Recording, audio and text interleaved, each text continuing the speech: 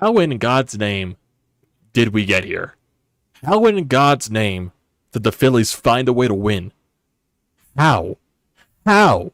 I thought this game was over after Francisco Lindor hit a leadoff home run, and I believe it was the top of the 5th inning. Pete Alonso makes it 6-3 with a home run off Jose Alvarado. I'm sitting to myself, this Phillies team, they can't get hits with runners on.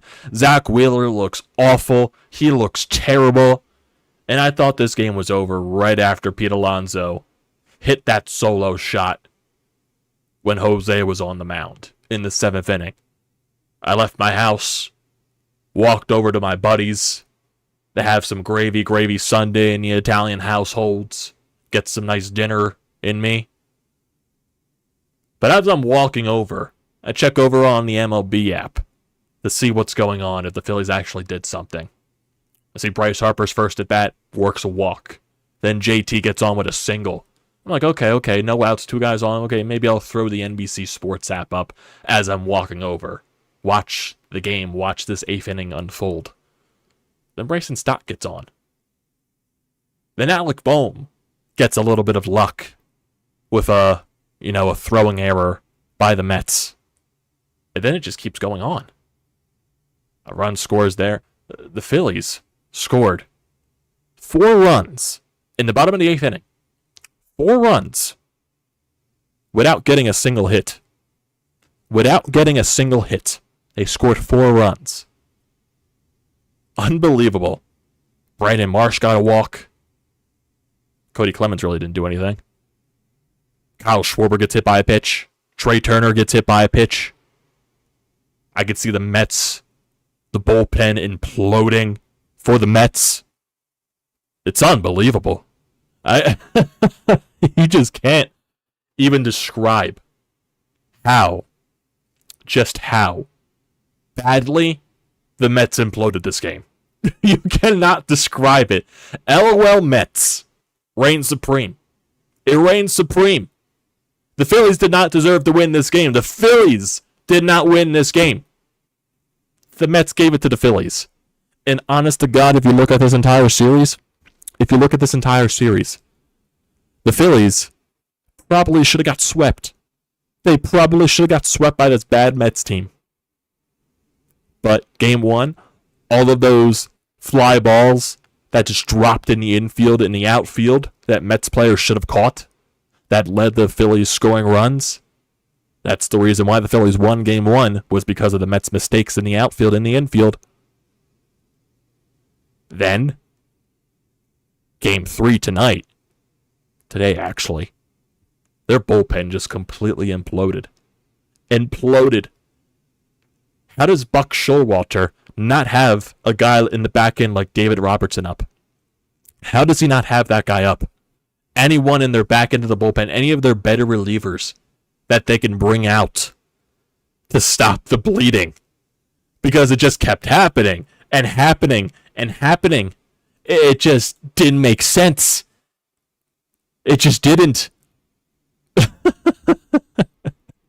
It just doesn't make any sense. Walker comes out. Dude can't control a single pitch. It just doesn't make any type of sense. He's hitting guys. He's walking guys. Unbelievable. Everything possible that's going on. Somehow the Phillies find a way to win. They somehow find a way to win.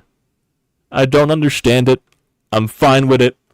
But I was very mad during the process of this game. Like I said, I thought this game was over after Pete Alonso went deep. I was done. I was pissed. I was blowing a gasket. I left my house, like I said. I thought this game was done because they had so many chances to put runs on the board early in the game off Carrasco. Zack Wheeler was not good. He was not good at all. Granted, was there some unluckiness, with a Pete Alonso bloop hit? Yeah. But you gotta get out of it, man. All these, struggling with the 8 and 9 hole hitters. The 9 hole hitter for the Mets coming into this. What was he? Navarez. He was batting, I believe, below 200 coming into this game. I think it was like 194. He was on base every single at bat that he had. He had a single and then 2 walks. How do you lose the 9-hole hitter that badly? That's where everything started. Where he just suddenly, with 2 outs and 2 strikes, he just can't get guys out today. Zack Wheeler, that is. It was bad. It was not good enough. That's not my number 1 starter there. In a game where you desperately need to win, a game where you desperately need to beat the Mets to finally win a series against them. I want my number 1 guy going out there and dominating. And he didn't do that. He didn't do that at all.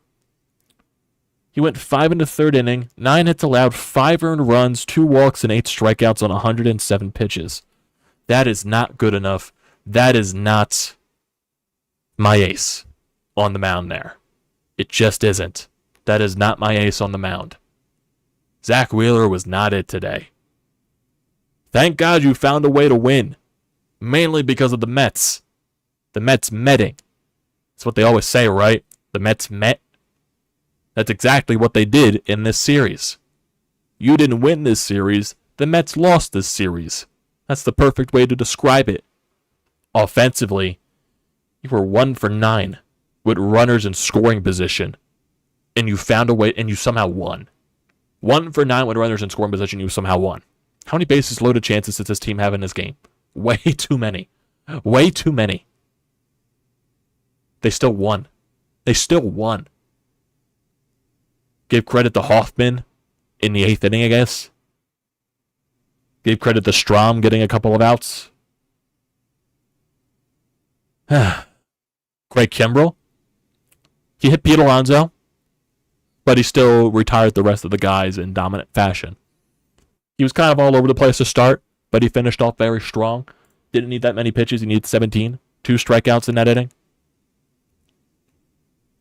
I just needed way more from Zack Wheeler, especially in a game you needed to win. I needed way more from Zack. Way more. Looking at the lineup today, Kyle Schwarber didn't have a hit the entire series against the Mets. He did get hit by a pitch, so he did get an RBI in this game. He had a walk and a hit by pitch. Trey Turner, he showed up today. Trey Turner was basically your major offensive producer, besides, also Alec Boehm, who had 3 hits in this game, but he also did make a crucial base running blunder, which I will get into later. Trey Turner was 2 for 3, 3 runs, a solo shot in the 1st inning, a couple of RBI hits. The RBI walked with the bases loaded, so Trey Turner showed up. Nick Castellanos not the best day, 0 for 4 with 3 strikeouts. Bryce Harper 0 for 3 with 2 walks. Still, he's due for something. Still struggling to get hits with runners on. Bryce is still struggling to hit for power. I do firmly believe he will eventually get there because he's coming off of Tommy John surgery, and we need to understand that. But it still just doesn't brush past it being irritating. Because when you're in the lineup every day, regardless if you come back from a major injury, we have expectations. You're an MVP for a reason. You've been a 2-time MVP for a reason, an NLCS MVP for a reason. Is it wrong for us to have that type of expectations regardless of what he went through? Maybe. Maybe it is. But I have high expectations for Bryce Harper, and I'm sure he has those high expectations himself. JT Realmuto, 1 for 4. The peaks and valleys of JT is like this entire offense. When it's going, it's fun to watch JT. But when he's not going, it's not fun to watch at all. Seriously, he had a bases loaded chance, I believe it was, against Carrasco. At that point, Carrasco just wasn't throwing strikes. JT swings at everything and strikes out in that at bat. Bryson Stott goes over 3 with a walk. Alec Boehm 3 for 4. He had 2 singles and a double, but one of those singles he tried to stretch into a double because he hit the ball so hard, bounced off the wall right back to Tommy Pham, and he throws him out by 5 miles at second base. So base running blunders. I believe this was right after, or the 6th. This was the 6th inning or the 7th inning when the Phillies were trying to make something happen. You can't do that. You can't do that when you're down by a couple of runs. There were so many instances throughout this game where the Phillies had the leadoff batter on and only one person scored, and that was the leadoff guy. Edmundo Sosa had a leadoff triple. He was the only person to score in that inning, and the Phillies eventually, I believe, got the bases loaded. So that shows the go right now how much the offense is just not going. Oh my god. Who else? Brandon Marsh. Over 3 RBI. He had a walk, which scored a run. Edmundo Sosa had the triple in this game. Cody Clemens did have that pinch hit situation in the 8th with the bases loaded. He'd struck out. So it wasn't good enough there. But I just needed more. Looking throughout this entire game, you get the Trey Turner home run in the first inning. The first 2 innings, Zack Wheeler was fine. First 2 innings, he looked solid. It just all came apart in the 3rd. Alec Boehm had a double in the bottom of the 2nd inning. He wasn't able to score. It just all came apart in the 3rd inning. Infield single for Beatty. Navarrete gets a single. 1st and 3rd. Nimmo fouls out. Marte gets hit by a pitch. Then he gets Lindor, the strikeout, so bases loaded, 2 outs for Pete Alonso. Bloop single.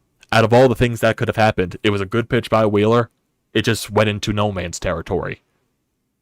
So, it was one of those situations. But you got to find a way to get around it. Wheeler strikes out Vogelbach, but the Mets take the lead in that situation. Bottom of the 3rd inning, Edmundo Sosa leads off with a triple. Kyle Schwarber walks, and Trey Turner singles to tie the ball game up. Nick Castellanos grounds out to the pitcher. It was kind of a check swing type of thing, to where he was able to move the guys over to 2nd and 3rd base, but still not a good at bat by Nick. Bryce Harper works a walk. This is the moment in the game where Carrasco clearly can't throw strikes. JT Realmuto just swings at every pitch. Slider out of the zone. He takes one changeup, though, but strikes out on a slider out of the zone. Swung at every pitch, basically. Bryson Stott worked the at-bat, 3-2 count. He just lined out the center field hard hit, but right to the outfielder in Brandon Nimmo. Mets immediately take the lead the very next inning. There we go, Zack Wheeler getting the first 2 outs. But a 2-strike count to Beatty. He just bleeds one into the infield. Can't do anything about that. Try to get through the 9-hole hitter. And he doesn't. 3-2 count to the 9-hole hitter. And he walks him. The 9-hole hitter. And then Brandon Nimmo gets an RBI single. Bottom of the 4th inning after an Alec Boehm leadoff single. Can't do anything there. Top of the 5th inning, Francisco Lindor. Leadoff home run. 4-2 Mets. Phillies got another run in the bottom of the 5th inning. Basically manufactured by Trey Turner himself on the base paths. He walks. He steals 2nd base. He tries to steal 3rd base. Ball gets thrown away, and he scores. So Trey Turner manufacturing his own run, which is nice to see. Castellanos walks, but nothing results from that. Top of the 6th inning. Wheeler gets 1 out, walks the 9-hole hitter again, then allows a single to Nimmo, 1st and 3rd. Here comes Matt Strahm. Marte grounds into a fielder's choice. It was too choppy to even do anything on that. Feel like they could have thrown home, but nothing happened there. But then Strahm gets Lindor to strike out to stop the bleeding. It's a 5-3 Mets lead. Then here comes the Alec Boehm forcing a double, but gets thrown out. So nothing works there. 1-2-3 inning basically. Then top of the 7th inning, Jose Alvarado comes out. Home run to Pete Alonso. 6-3 ball game, and that's when I turn the game off. He walks Canna. Pham gets a single, so it's 1st and 2nd. McNeil sacrifices to move the runners over. Alvarado strikes out Beatty, and he strikes out the pinch hitter in Alvarez, and he does a little suck it, little pose to the Mets dugout. I didn't see that live. I saw it on Twitter, and I laughed. Gives up a home run in the inning, gets out of the jam, and does a little freaking Degeneration X suck it to the Mets dugout. Always love it. Phillies don't do anything in the 7th inning. Hoffman comes out in the 8th. He gets a 1-2-3 there, 2 strikeouts. And here comes the bottom of the 8th. There's a lot of info here. Bryce Harper leadoff walk. JT single. Bryson Stott walk. In comes Brigham. It wasn't Walker. Walker allowed 2 walks. Then the Mets went to the bullpen, went out, brought out Brigham. Alec Boehm grounds out into a fielder's choice, but Beatty overthrows the ball. McNeil wasn't able to hold on to it at 2nd base. So everyone's safe. No outs there. The Mets tried to challenge it. Nothing happened. Brandon Marsh works a walk. In comes Cody Clemens. He strikes out on 3 pitches. Kyle Schwarber, 2-2 count, gets hit by a pitch. Another run scores. Game's tied. And then Trey Turner, who probably should have got hit by a pitch earlier on in the at-bat. I don't know how it didn't hit him. But eventually, later on, he got hit by a pitch again. So, Phillies take the lead there. They bring out Nola from the bullpen. Castellanos strikes out in a 2022 style Castellanos at bat. And then Bryce Harper flies out on an 0-2 count. Seriously, there was a hanger in that at bat. I believe it was the pitch that he flew out on. If Bryce Harper is on a roll and he's getting hits and he's feeling confident, that hanging slider that he flew out on would have been 500 feet into the seats if he was rolling. That basically shows to go how much Bryce Harper is pressing right now. You could have got more runs in this inning, but you weren't able to. But it's a 7-6 lead. Craig Kimbrell is coming out for the bullpen to get the job done. Like I said, he hit Alonso during this at-bat, but he manages to strike out Canna on a 2-2 count, strikes out Tommy Pham, and he gets Jeff McNeil to pop up to center field. Phillies get the win. They win the series. Somehow they win the series. No idea how they did, but they did. They did. It doesn't make sense at all. It makes no lick of sense how they won this series. I couldn't tell you. I just couldn't tell you.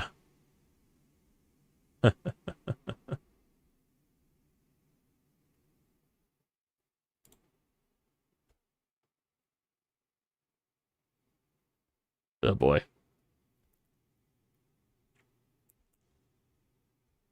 The Phillies didn't win because they got hits. They win because they got hit.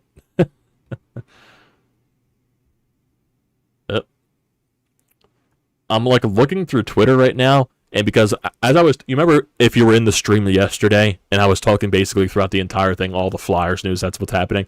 Basically, we've got no news since, because we're still trying to figure out what's going down with the trade, because there's one player from the Blues, i.e. Torrey Krug, the defenseman that does not want to waive his no-movement clause.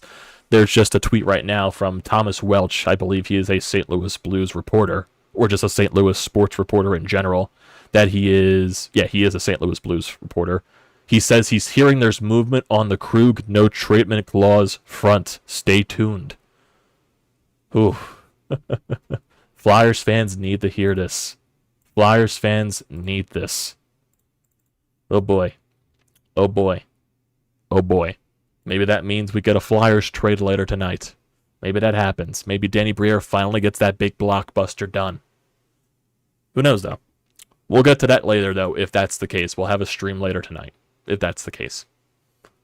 Or maybe we'll talk about it tomorrow. I don't know. Maybe I want to talk about some breaking news. I have no idea. We'll get to that later. Right now, we're talking Phillies, as I'm going to constantly refresh Twitter now because I'm stressed. But you got a series win. In a homestand, that wasn't really impressive. You lose the 2 games to the Braves. One of those got rained out, obviously, and got moved to September. You win the first game against the Mets, lose yesterday when you should have won because you got all those chances, but your offense came up short. And then today, the Mets were the reason why you won. And like I said, they were also kind of the reason why you won on Friday, too. Take it and go with it. You've won 15 of your last... No, actually, yeah, 6 of your last 7 series. I was trying to go by games, and I was like, I don't want to think about that in my head because that's too much, and I'll just look like you're like an idiot the entire time, regardless of how much I'm an idiot I already am. But, yeah. Gotta keep finding a way to roll. You do. You got the Cubs coming up next in Wrigley Field. The Cubs, they just played a 2-game series in London against the Cardinals, so maybe you could be catching them at the right time with jet lag and all that stuff. Maybe they'll be a little bit tired for this series. Maybe you can jump on that. But the offense really needs to wake up from here. They really do. Maybe going to Wrigley could help that with the win. Maybe, some home runs flying out of the ballpark. Maybe Kyle Schwarber going back to his original stomping grounds could wake up his bat again, because we definitely need some Kyle Schwarber bombs. But yeah, the power with this team is just really concerning. It is. I know, I'm not sure if Julian's in the chat, but he always brings up the power. You need it. You really need it. That was the bread and butter of this team last season. And right now, it's not happening. And I think right now you need to stop with the Cody Clemens experience, just because you need some extra power in that lineup, and you kind of need to bring up Derek Hall just for the power. You need to find a way to find something there. Because Cody Clemens, you do not want to look at his numbers in June. They are not good. They are not good. Really, the only thing that he has done lately was that walk-off hit against the Tigers, and really since then it's been not good. Not good at all. So he's probably coming back down to earth. Maybe it's time to call up Derek Hall for a little bit until you can figure out what to do in terms of trades of getting a power bat in this lineup, because you really need it. Desperately need it. Ugh. It could be a right-handed power bat, it could be a lefty power bat. I don't care, get a power bat in this lineup. Maybe those Paul Goldschmidt rumors will come true. Who knows? Who knows? I'm asking too much there. But I man can dream. So if we look ahead to this series against the Cubs, the pitching matchups, Ranger Suarez will go against Jameson Taillon, Aaron Nola against Drew Smyly, and Taijuan Walker against Kyle Hendricks. All games are going to be at 8:05, so that'll be interesting. Wednesday, that's the NHL draft, and I want to prioritize that because of the Flyers, and they've been very intriguing over the past month or two with Danny Briere and everything. So Wednesday, I might prioritize the NHL draft and do a stream during that, and then we'll just recap the Phillies, Wednesday and Thursday's game after Thursday's game, so maybe we'll do that. So who knows? Then they play the Washington Nationals after the Cubs series at home. Then they go on the road for 2 more series before the All-Star break, all in Florida, 3 against Tampa and 3 against Miami. That's how the rest of the first half will come to a close. 1 more series at home and 3 more series on the road. Got to find a way to still string some wins together. The Marlins just don't stop winning. It just doesn't make sense, in my opinion. With their negative run differential, they've won 2 in a row. They're 7-3 in their last 10. They're 4 games better than you in terms of the standings. Braves won 2 in a row again, so they're 10 games out of the division lead. So who knows? If the Braves won that series against the Reds. Hey, here's speaking of just random MLB news. Anyone see that? I think it was yesterday's game with the Angels and the Rockies. The Angels putting up 25 plus runs in the game.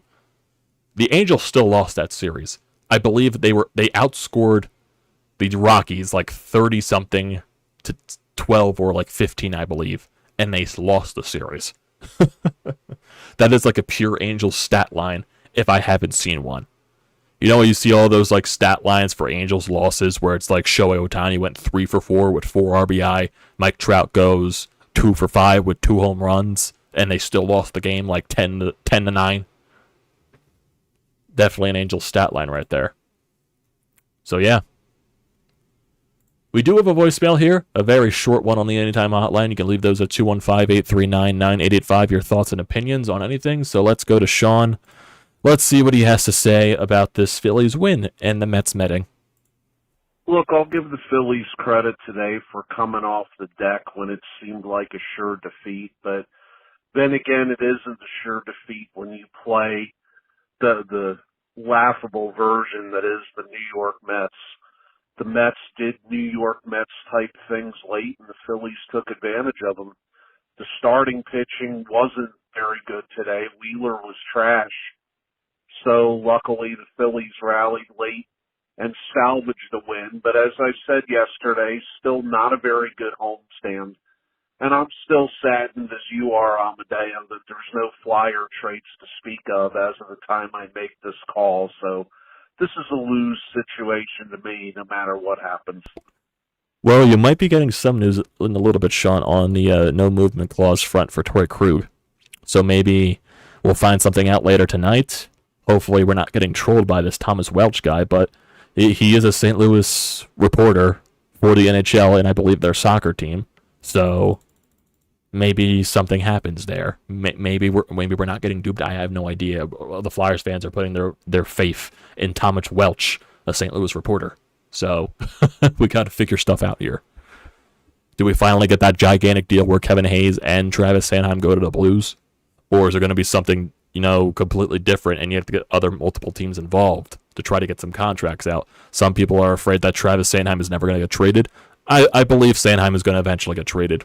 There's just been too much stuff around here that Danny Briere is trying to do, and I think Danny Briere can get him traded before his no trade clause kicks in that, Chuck Fletcher signed him to. So, we definitely got to wait on that front to see what happens. But in terms of the Phillies, in closing notes here, there's really nothing here. Got a day off tomorrow, and we're definitely going to enjoy that day off from this baseball team. And then we move on to the Cubs. That's all you can do from here. That's all you can do.